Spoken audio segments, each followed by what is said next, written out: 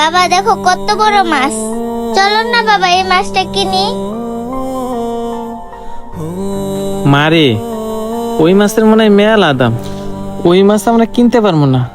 চল আমরা অন্য মাছ নেই।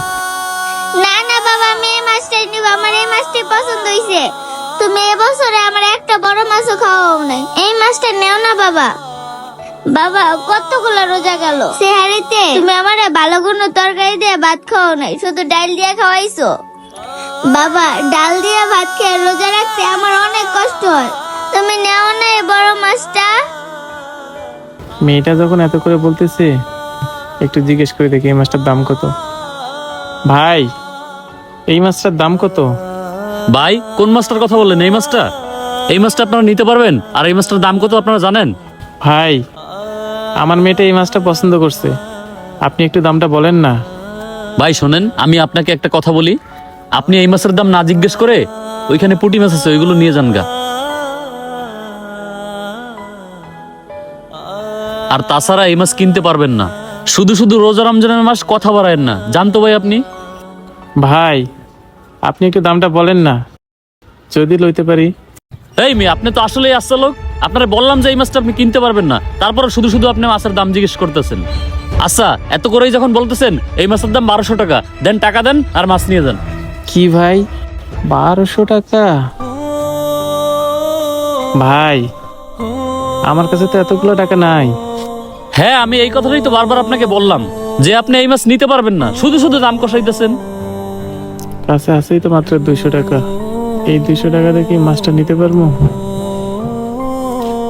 ভাই, আমার কাছে মাত্র 200 টাকাই আছে। আপনি এই মাছটা কাইটা এখান থেকে 200 টাকার মাছ দেন না ভাই। আমার মেয়েটা অনেক শখ করছে, আজকে সিঁড়িতে এই মাছটা দিয়ে ভাত খাবে। এখন কেমনটা লাগে? ওই বেটা, তুই কি ফাজলামি করতে আইছস? 1200 টাকার মাছ কেটে তোর আমি 200 টাকার মাছ দেবো? 1200 টাকার মাছ কেটে তোর 200 টাকার মাছ দিলে বাকি মাছ কে কিনবে? তোর বাপে?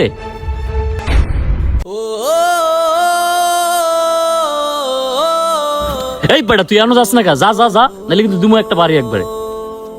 ভাই, এই বড় মাছটার দাম কত? ভাই বড় মাছ নিবেন? বেশি না, আপনার জন্য 1200 টাকা রাখবো। আচ্ছা ভাই, তাহলে ওই বড় মাছটা আমাকে দেন। আচ্ছা ঠিক আছে ভাই, দিতেছি।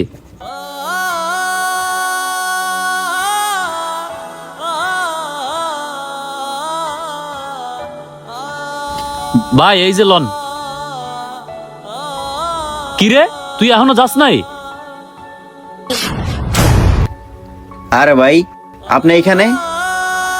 হ ভাই, মাইয়াটা কয়দিন ধরে শুধু ডাল দিয়ে ভাত খেয়ে রোজা রাখতেছে।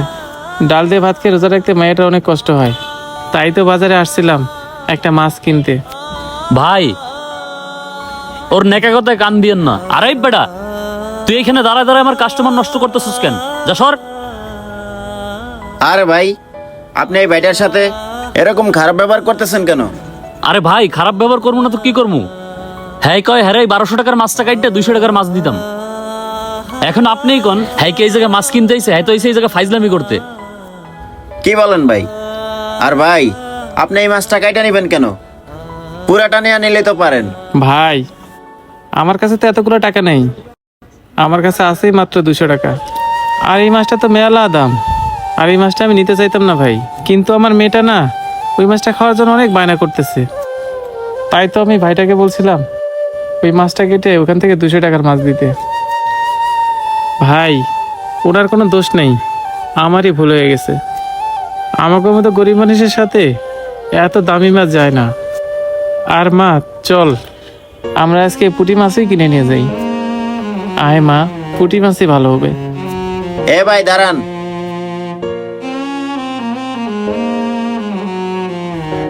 ভাই, এই মাছটা ওনাকে দিয়ে দেন, আমি টাকা দিতেছি।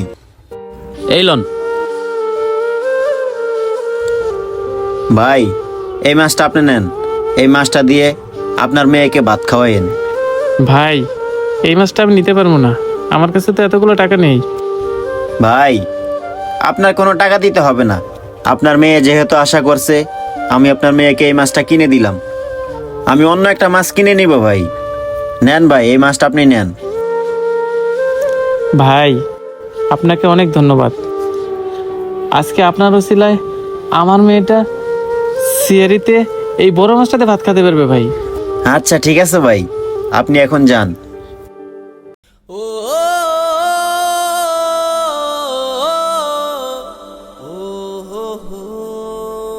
ভাই, জি ভাই। আচ্ছা ভাই, আমার একটা কথা কোন তো, আপনি এটা একটা কাজ করলেন, 1200 টাকা দামের মাছটা ওই লোকটারে দিয়ে দিলেন। ভাই, ওই লোকটাকে আমি 1200 টাকা দামের মাছটা কেন দিয়েছি জানেন? শোনেন তাহলে। জি জি স্যার, আমি এখনই আসতেছি। হ্যাঁ স্যার, টাকা টুকা সব কিছুই ঠিক আছে। জি স্যার, মাল ডেলিভারি দেওয়া শেষ। জি স্যার, টাকা আমার হাতেই আছে। আচ্ছা স্যার, আমি এখনই আসতেছি।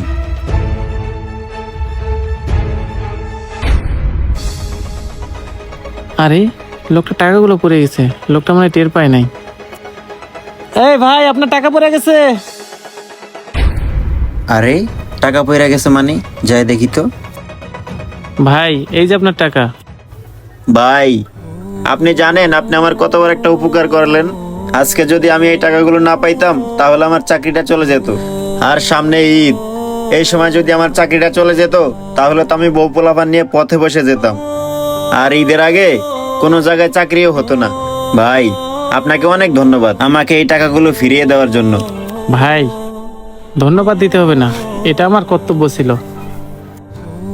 ভাই, আপনি চাইলে তো এই টাকাগুলো নিতে পারতেন, কিন্তু এই টাকাগুলো না নিয়ে আপনি আমাকে ফিরিয়ে দিলেন। সত্যি ভাই, আপনার মতো মানুষ হয় না। যদি কখনো সুযোগ পাই আমি চেষ্টা করব আপনার উপকার করতে।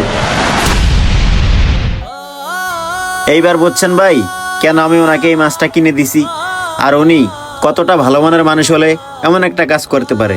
আমার টাকাগুলো পায়া সে আমাকে দিয়ে দিছে, কিন্তু চাইলে সে টাকাগুলো নিয়ে যেতে পারতো, কিন্তু নেয়নি।